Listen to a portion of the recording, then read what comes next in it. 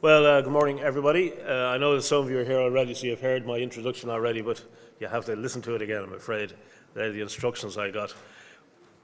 On behalf of Dublin City Council, great pleasure to welcome you here to the Dublin Festival of History. We've had a fantastic festival so far, just starting last night, and don't forget we have lots more events happening here today, Dublin Castle, and tomorrow, but also then at various venues around the city next week and the week after, in our public libraries, but also in our various partner venues, and we're delighted to have so many fantastic partners around the city involved.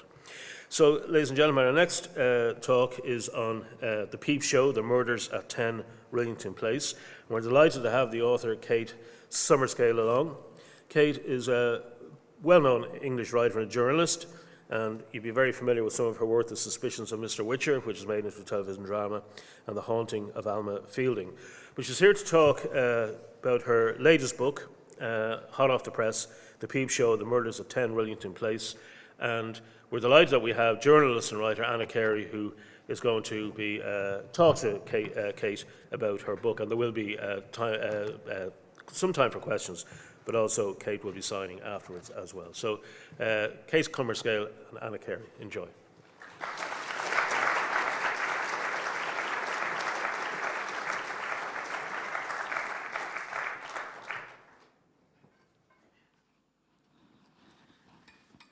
Hello everybody, thank you so much for coming. I'm delighted to be here to talk to Kate today. I've been a big fan of her work for a long time now, and she's covered everything from the spiritualism to infamous Victorian murders to tumultuous marriage breakups, and in this book you have explored probably one of the most infamous crimes or series of crimes of the last century, the murders at 10 Rillington Place in North London. What was your first exposure to this story or to this case? I guess I watched the film about it, the film made in 1971 with Richard Attenborough playing Christie, sometime in my teens on late night television. and it was a kind of dim memory. It felt to me almost like a myth, a sort of fable about London, and a very creepy one. That's a very, I think it's a great film, but it's very grim. And then I've since realised that I had actually, my first encounter was probably when I was 7, and I went to the Chamber of Horrors at Madame Tussauds, and Christie was there. So I've seen images of his effigy then, and I recognise it, and he's this sort of fastidious, respectable Englishman stooping in his kitchen about to paint over the wall in which he's hidden the bodies of 3 women. So when I came to it, I actually couldn't even remember his name, but I had a sense of this as a really sort of notorious case, a sort of founding myth about the violence against women in London. Because that is, at the core of it, is that he killed possibly more women than are even on the record. Yeah. And it is a story that, as you it's been explored in that film. I mean, Tim Roth and Samantha Morton, I think, were in the last TV adaptation in 2016. It has been, retold many times. What aspect of it did you really want to highlight by looking at it again? Well, yes, it has. There is dozens of books and pamphlets, articles about it that have been appearing in the last 70 years, and dramatisations, novels, plays, stage plays. And so to begin with, it did feel like maybe this was an over-familiar case as well as a sort of half-forgotten one.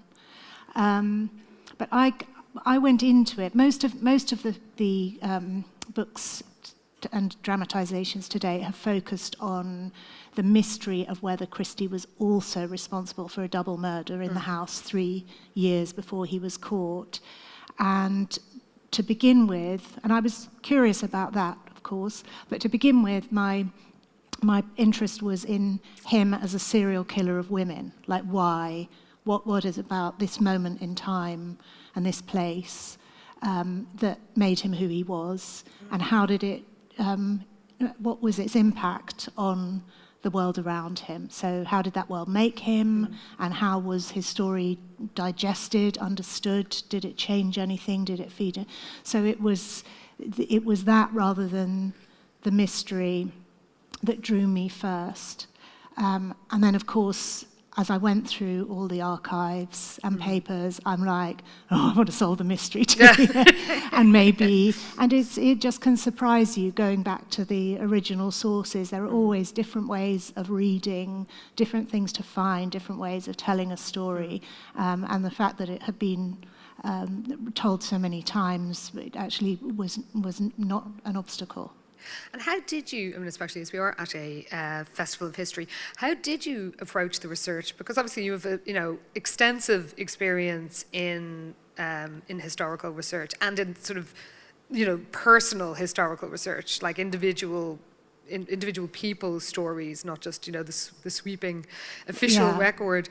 How did you approach this one, especially as it is so over-documented is the right word, but you know what I mean? Well, yes, every story I've told before has, in a way, been quite, the challenge has been to knit together lots of fragments and to find things to fill in the gaps, to kind of find extra material.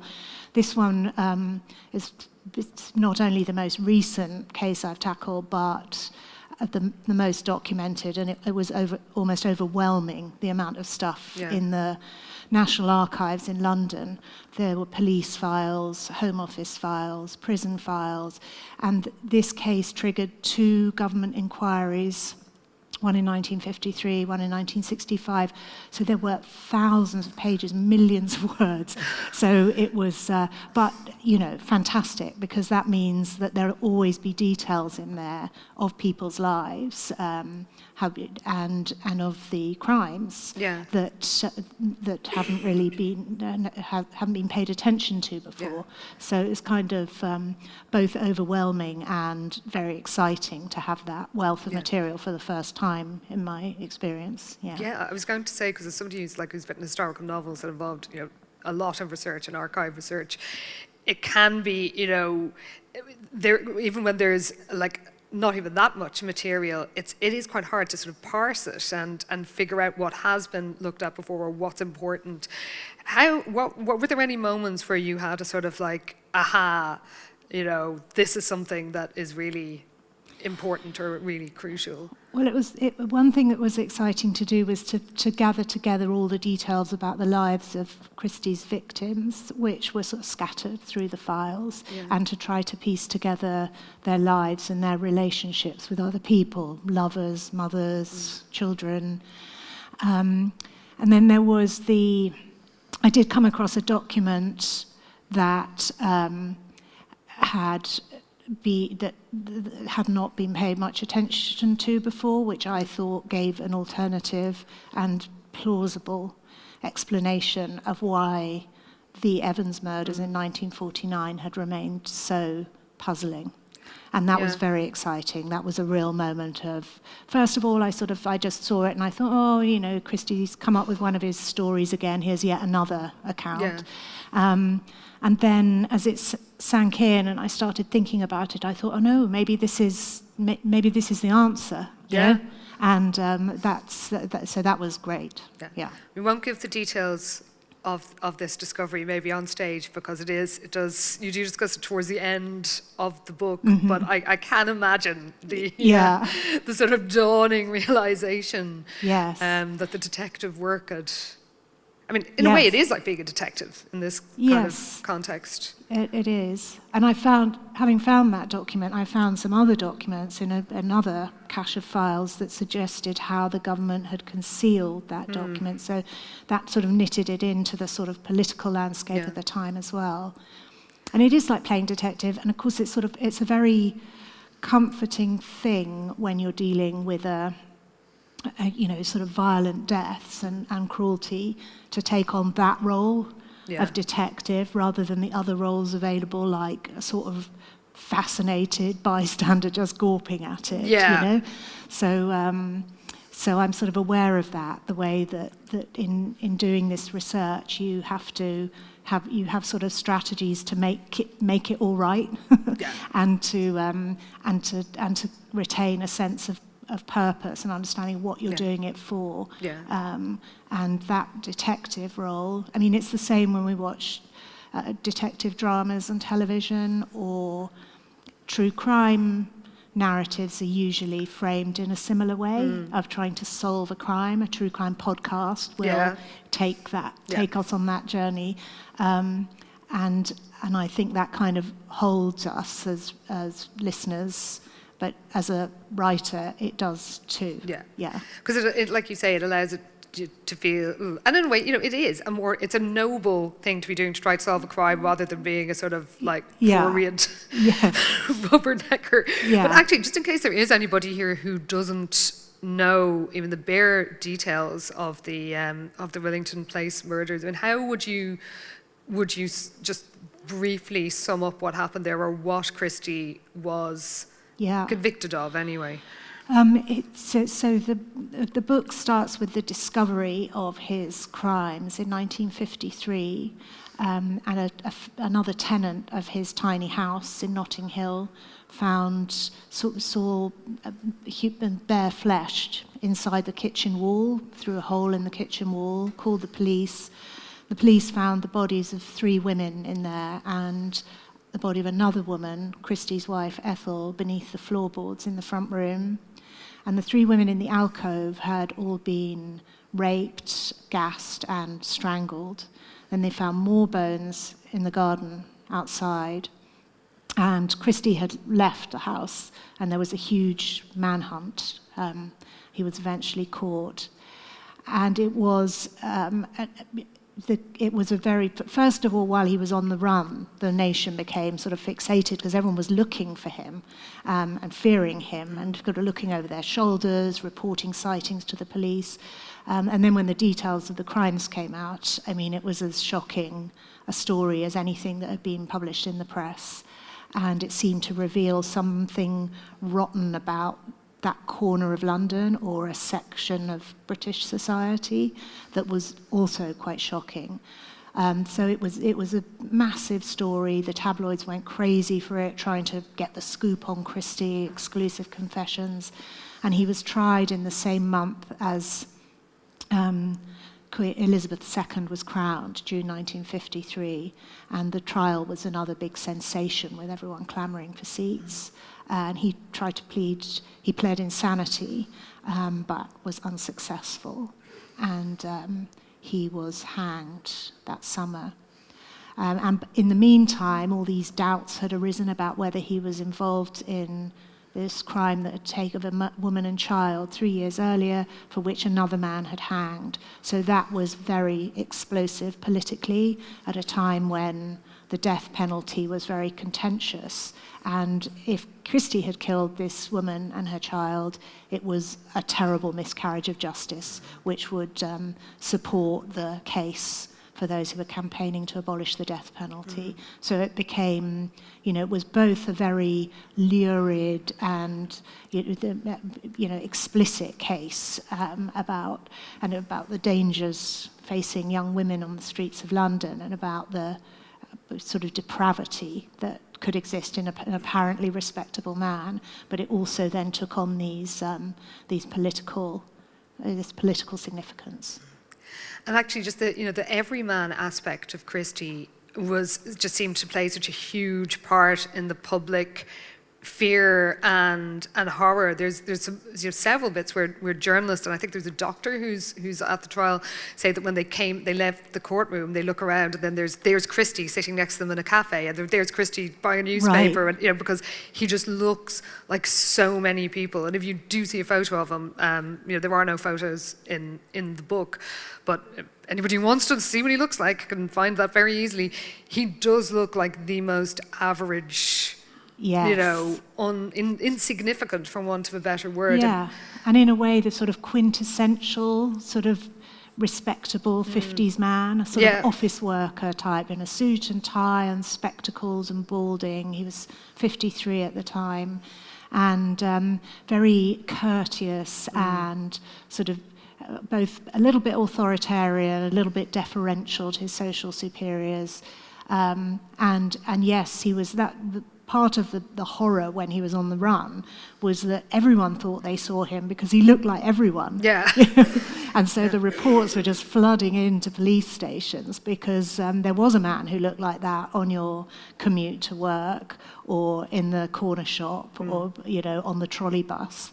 And so he did seem to be sort of haunting the place, and the fact that he could be your neighbour and that he was so kind of normal looking made him particularly sort of terrifying. And I think that type, it's almost like Hannibal Lecter in The Silence of the Lambs. There's a kind of trope of a serial killer, a really dark individual who kind of goes in, plain sight. Yes, Yeah. yes, yeah. And one of the real life figures who plays a key role in your book is the crime novelist and crime writer, Fryn Tennyson Jesse. Yes. And she's particularly shocked by the fact that he loved his pets. Yeah. Because even now the idea of a serial killer is like they were torturing animals or whatever, where they were a loner. But this is a man who, like all his neighbours know, and he's out in the garden playing with the dog. It does confound a lot of the stereotypes people will already be able to have of a serial murderer. Right, and there seemed to be this sort of dissociation even in him, because after he'd been caught and he'd confessed to the murders in a manner of speaking, he said, yes, it must have been me. I sort of remember her coming to the house, So he wasn't taking full moral responsibility. There didn't seem to be any remorse, but even then, he was sort of insisting to the police or the prison officers how kind he was to animals, and how he'd once punched a man in the face because he saw him hitting a dog, and he'd he'd nursed the neighbour's cat, which the vet had given up on. So he'd be sort of boasting about these aspects of himself, and his big keen gardening and so on, and very creepy because again these were the very the ideal pursuits for a 1950s Englishman. And he'd been a Boy Scout in childhood, he'd been a soldier in the First World War, he'd served as a policeman in the Second World War. I mean, he just ticked every box for like what a 50s man, how they should behave and what their values should be. And yet, alongside it, you know. It's like the respectability is all over him, but then it's very, very skin deep. And he almost seemed not to see the contradiction himself. Yeah, that's fascinating. It's one of the things that comes up in both his, in the book, in his various testimonies, and it's all like, I think I might have done this. And even when he's admitting to killing women in the house, it's always they were like sexually aggressive, or they like were somehow overcome with their desire for him, and he had to fight them off. Like it's such a the layers of misogyny and sort of self-protection are shocking to read about. Yeah, it's he claimed to begin with, and sort of throughout, that the women had attacked him, either because they were angry with him, because he wouldn't give them money for sex or something, or because they wanted to sleep with him, and he was saying, "Oh no," and so he was, he constructed these elaborate stories where he was the passive one and they were the aggressors. Which was plainly, from the forensic evidence, and untrue. Yeah. And the witness statements of people who knew these women and knew the circumstances in which they'd gone home with him. And, several, like, he killed his wife he was living with, but several of the women who we know he murdered were working as sex workers at the time, and obviously even more easily dismissed. But one thing that you do in the book sort of give full pictures of their lives, which were mostly pretty difficult. Quite a few of them were from Irish immigrant backgrounds, or Yes. immigrants themselves. I mean, how difficult was it to find out those details of these people who had, these were women who slipped through the cracks Yeah. of society? Well, the details were there, most of them, in the police records, because in the course of their investigation, the police interviewed lots of people who'd known them, and most of that, and then after, and they also received letters. Scotland Yard received letters from mothers and brothers, and so those are still there. So there is material to piece together, but it didn't come out at the time because most of this information, like most of the information in the police archives, is not relevant to the prosecution of Christie. So it's not rehearsed in court. It's not, doesn't get into the press. So it's quite, there's a lot there that just hasn't been picked up for those kinds of reasons, and also for just, the reasons that the press and public at the time seem to have been quite dismissive towards these women, and there is a nasty little undercurrent of they were asking for it. Yeah, better than they should be, No, kind exactly. of thing. Yeah. This is the kind of thing that happens to girls like that kind of attitude. Fryn Tennyson Jesse, who you mentioned, who followed the case and wrote about it, went to the trial, she called them poor little tarts. That was the sort of level of... it was there if you looked for it, I think. And then, of course, you can also use like digital resources to find out facts that wouldn't have been easily found, 50 years ago. There's one of the cases, all the cases are, equally horrendous, but one that really stands out is a young woman called Ruth Furst, who was an Austrian Jewish refugee. Yes. And the fact that she managed to escape one terrible fate Yes. and end up there is so shocking as well. She was, she sort of got out of Austria in 1939. She was helped by a Quaker organisation, but she left her mother and father and brothers behind, and she tried to train as a nurse in England. She wanted to be a nurse, but then that was taken away from her because she was deemed an enemy alien when the threat rose from Hitler's Germany. She wasn't allowed to work near the coast, and the nursing college was there. And then as the threat increased even more, the German threat, she was interned in a camp on the Isle of Wight with other German and Austrian women. The Isle of Man, sorry. And then, so you just have this sense of her kind of struggling, she's a refugee and she keeps being kind of knocked back in various ways and imprisoned even in this country, in Britain. And then ends up being strangled and buried in the garden by Christie. It was terrible. Yeah. And there's other stories, where you write about people who, after he was arrested, wrote to the police to say, basically, that they had escaped what was clearly Christie in retrospect, which just shows how many attempts he made, and possibly other successes that we don't know about. Yes, and a couple of those were young Irish women who had recently come to London. I sort of opened the book with the story of one of those who he approached in Sussex Gardens, which was a well-known sort of prostitution haunt near Paddington, and tried to get her to go home with him. He wouldn't come to her rooms, and then she said no, she didn't go home with strangers. Then he proposed that he pay her for a modelling session, a photographic session, and she said, "Oh, okay." And he said, where are you from? And she said she just arrived from Dublin, I think, And so this is perfect for him. She doesn't have family.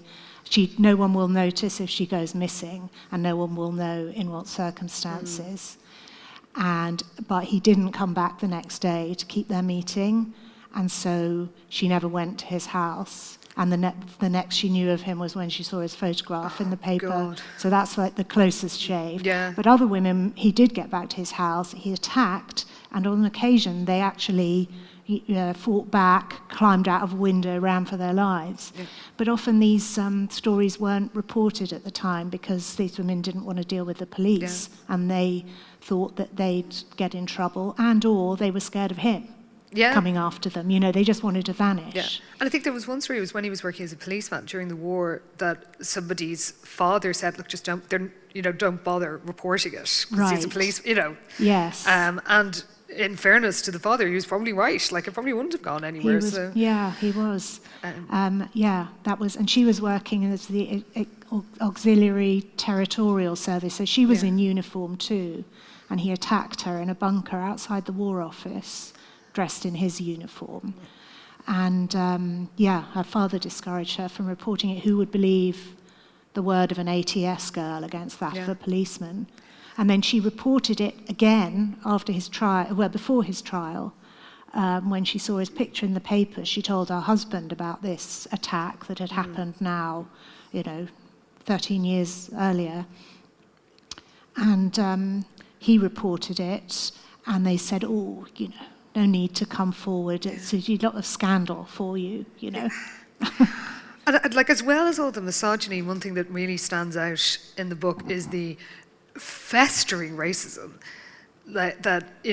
of Christie himself, of just the society in general, because the landlord of 10 Rillington Place was a West Indian arrival.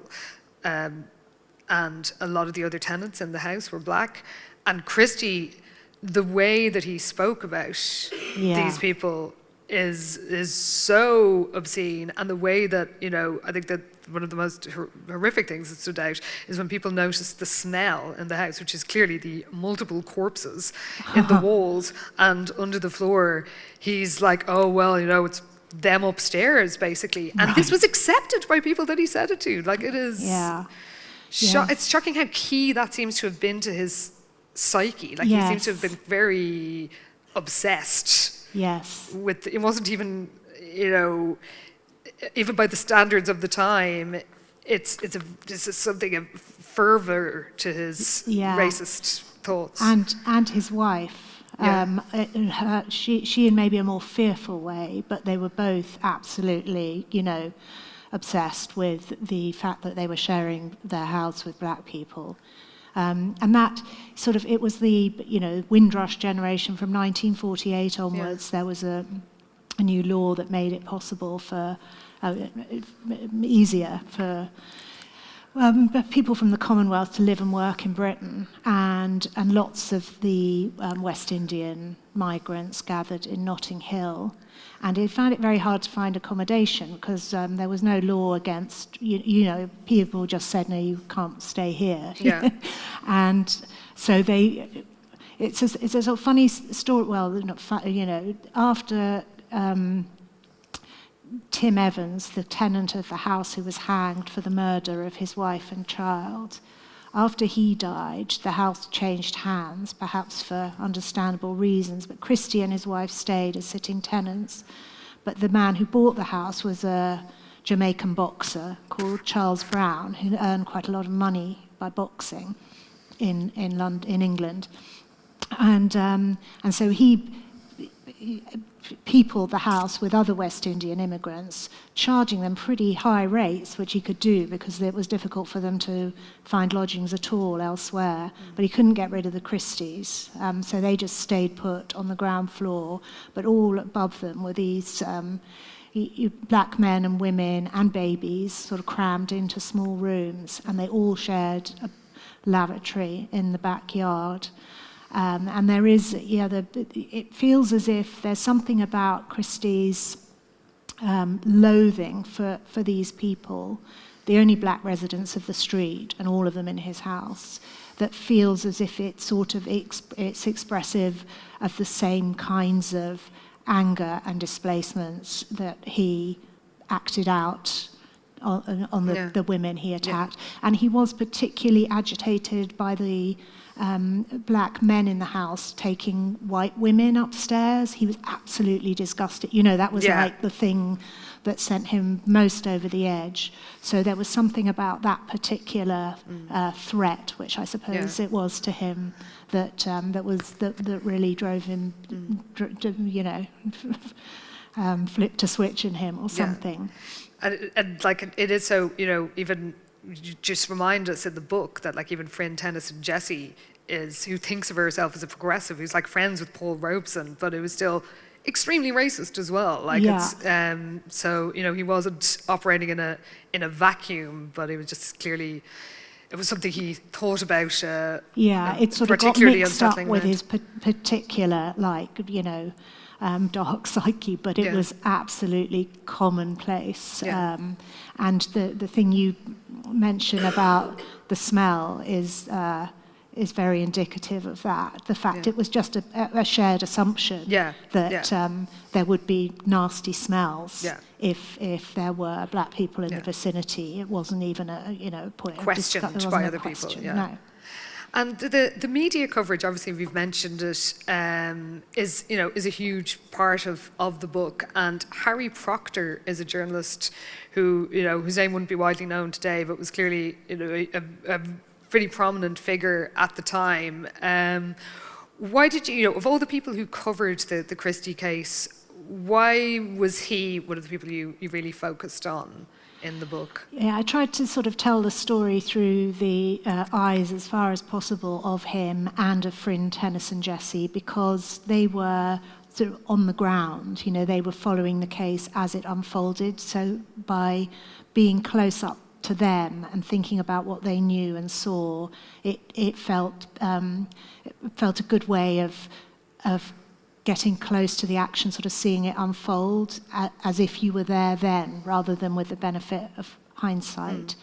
And he turned up at the house on the evening the bodies were discovered in March 1953, and realised to his horror that he had been there 3 years earlier to interview Christie when his neighbour was arrested for the murder of his wife and child.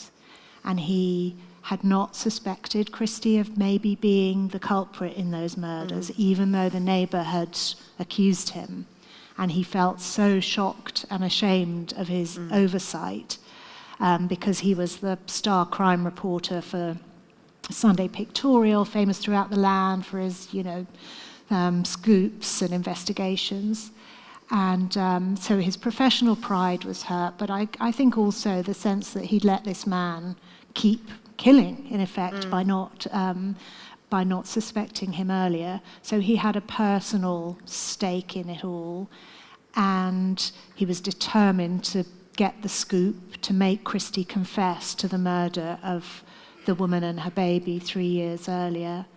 And of course, also, say professional pride, it would also be like the story of his career if he got it. There was also just ambition there and the desire to do what he was meant to do for the Sunday Pictorial, dominate the newsstands, get the big stories.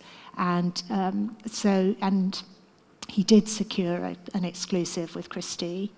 And so I sort of followed his trail, what he was able to discover, what he felt at different stages of the investigation, what the defence team were doing. The defence team was funded by the Sunday Pictorial. Yeah, that's... I know. I don't think that would be legal now. I don't think so. But it's quite shocking that they did, and it's kind of under the counter, kind of, It wasn't illegal, but it wasn't really okay. It was all on the hush-hush, and the government eventually sort of knew that this must have happened and that it was very distasteful, wrong, but there wasn't anything they could do because it didn't. Did they pay his brother? And then his brother was like, I've hired this defence. You couldn't pay a criminal, or a defendant, someone charged with a serious crime.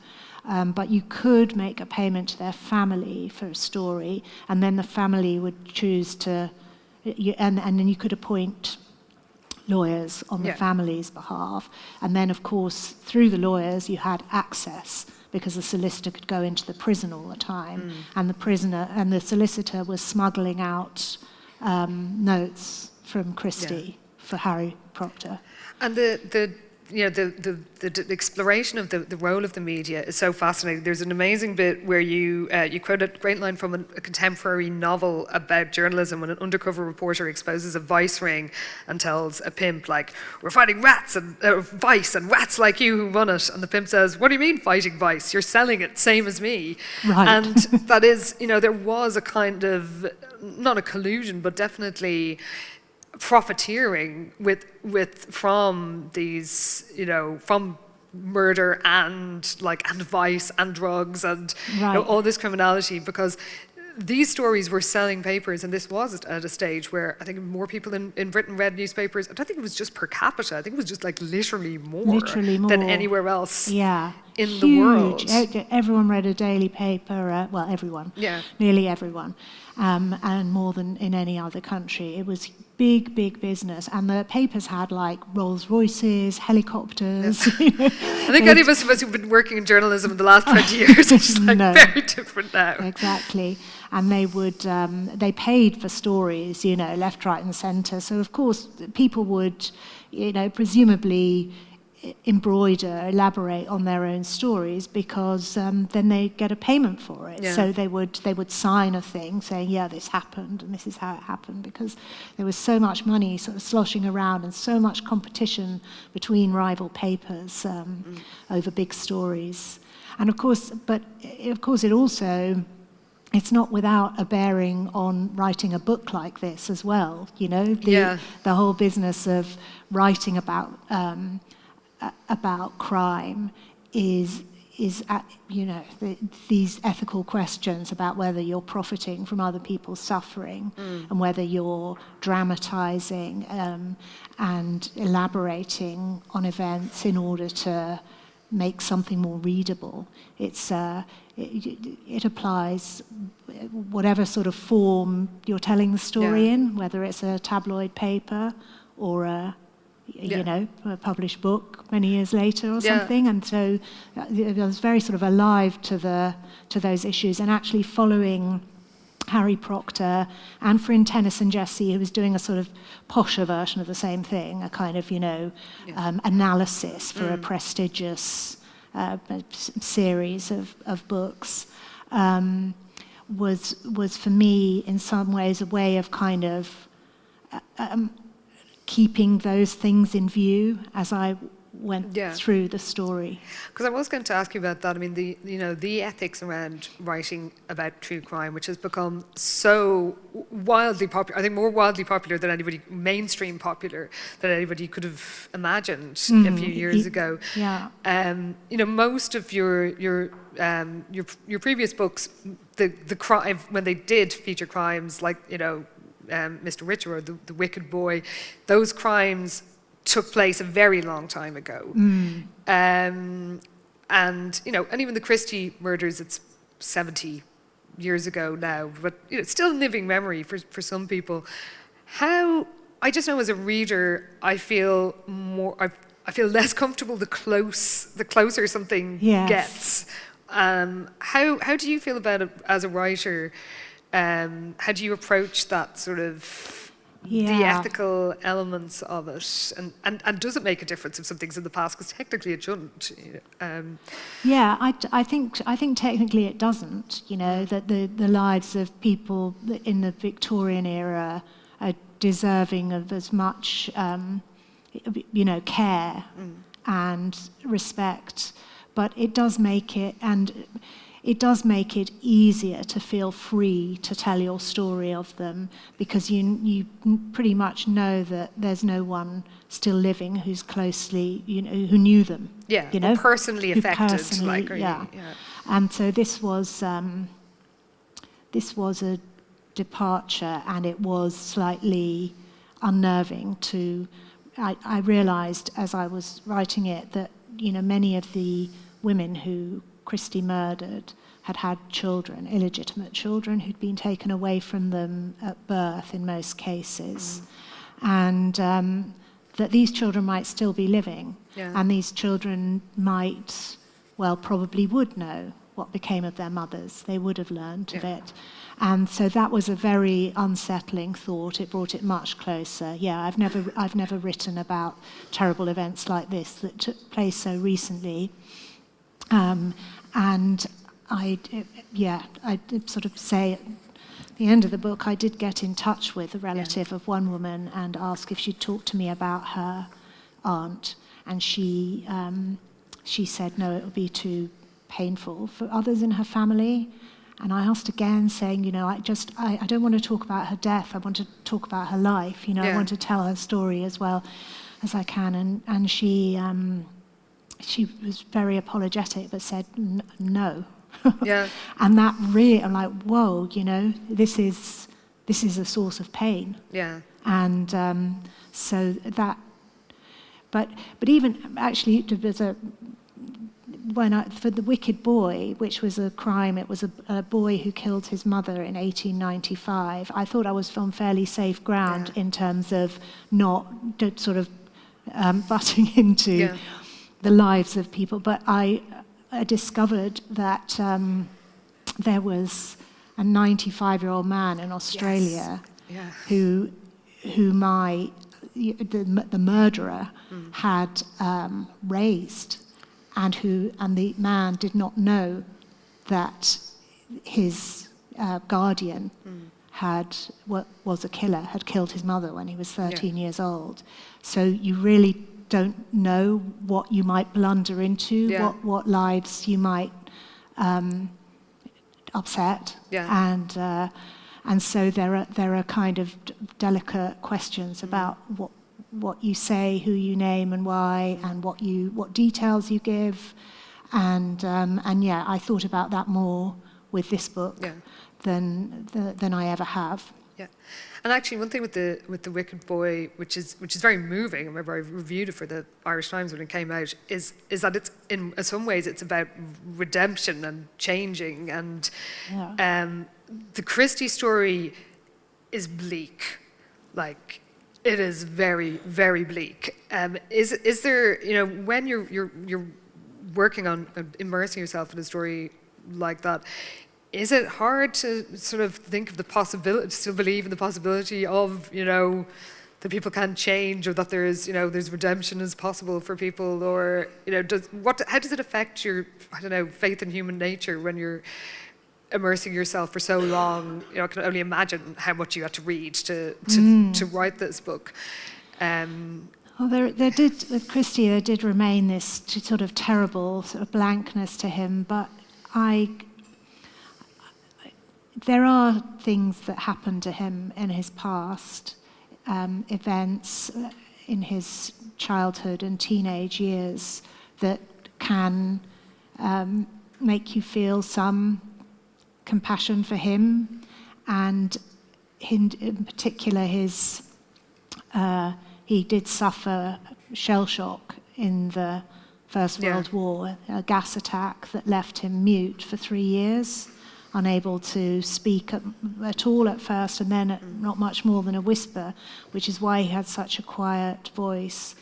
I feel like you can't fathom his soul, but it's a terrible story, but I feel that it's a get out to just say, oh, he's a psychopath. He's just one of these anomalies, these people who can't feel anything. I think maybe the fact that we can't understand why he did what he did doesn't mean that there weren't very sort of terrible reasons for it, and that in another life, in other circumstances with different influences and so on. He himself wanted to go to Broadmoor. He said, I hear they've got good treatment there. He wanted, or he said he wanted to be cured of his terrible impulses, and he talked of them as compulsions. So it intrigues me. It doesn't make me feel despair. Yeah. That's good to know. And can you tell us about, is there anything else drawing your attention these days for another massive research project and another book? Or I haven't started on anything else yet. This one's been quite I wrote it faster than usual, and the gap between when I finished and when it's coming out is shorter than usual. great. So the whole thing has felt quite accelerated and intense still.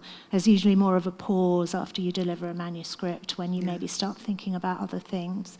So not yet, no. But it has been an intense experience researching and writing this book. So I think I do need a pause. I think I definitely would. Yeah. And just finally, before we go to questions, your books, even though crime of some kind appears in some of them, they're very different. The cases are very different. The people are very different. What draws you to a subject? What does somebody or some situation have to have that makes you think, oh, I could dive into this, I could find out more about this? I think there has to be some sort of mystery about it, something I'm very curious. And I kind of notice there's often a kind of scene, kind of a central scene. In this case, the discovery of the bodies in the house. In another book, Mrs. Robinson's Disgrace, it was a husband reading his wife's diaries as she lay in a terrible fever. That feels like it's lifted from a novel. It feels like it can't be real, Yeah. So I want to find out about the real stories that feel like they can't be real, and what is it, what brought them there. And those stories often, seems to me, channel something about what's hidden in the society in which they take place, and they're a way of getting at people's anxieties and their fantasies. And so they kind of unlock something that's not normally visible about our sort of emotional history as well as our social history. And crime stories in particular, I've learnt, and so this is quite a practical thing, are fantastic. The archives are fantastic resources for the social history, for the actual nitty-gritty detail. So it's a combination of that, the sort of like larger than life. Could this have happened? What does it mean? What did people at the time feel about it? And the practical, the glee at getting to all this factual detail. Yeah. I think everybody I'm sure we have plenty of historians or would-be history lovers in the audience who have felt that moment where you find something in like a 110-year-old magazine where it's like, oh, that's it. Right. The little glow that comes from the page or the microfiche screen.